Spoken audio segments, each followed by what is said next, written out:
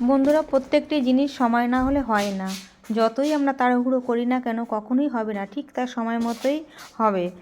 ঈশ্বরও আমাকে অনেক দিন অপেক্ষা করার পরে এই ঠাকুরঘরটি তৈরি করার সুযোগ করে দিয়েছেন। তো তার কৃপাতেই আজ আমার ঠাকুরঘর সম্পন্ন হয়েছে আর নারায়ণ পুজো সম্পন্ন হয়েছে। তো এখন আমি যাব রান্নাঘরে।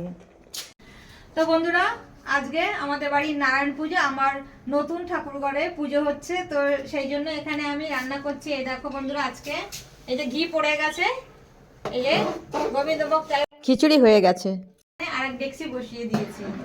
তার সঙ্গে আরো অনেক কিছু রান্না হবে, সেগুলো পরে তোমাদের সঙ্গে শেয়ার করব। নারায়ণ পুজোর ফল প্রসাদ সিন্নি তো দেখতেই পাচ্ছ বন্ধুরা, সবাই খাচ্ছে। তারপরে খিচুড়ি ভোগ দেওয়া হয়েছে, সঙ্গে আলুর দম আর চাটনি মিষ্টি।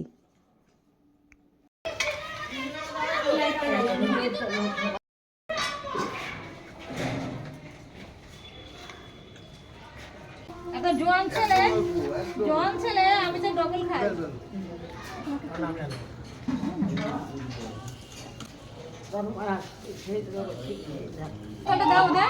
বোতলটা দাও। হ্যাঁ না না, এদেরকে দিচ্ছে এখন। নাও, কেন ডাকছে?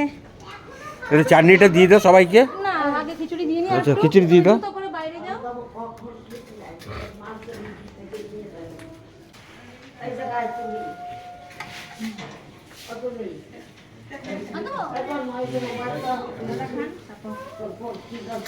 চাটনি দিয়ে দাও সবাইকে, চাটনি দিয়ে দাও,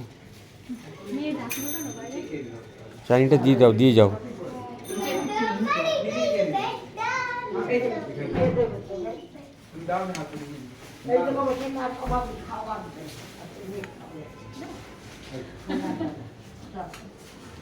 কি বলছি শুনে আসো, যাও। খিচুড়িটা ডাকো ঢাকো ঢাকো, খিচুড়িটা ডাব্বাটা নিচে ঢাকো, খাবার সাথে সাথে ডাকবা।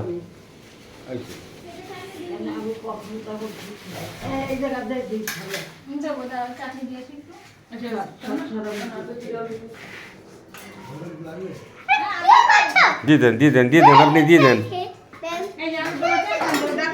আলুর দম কড়াইতে আছে, যাও।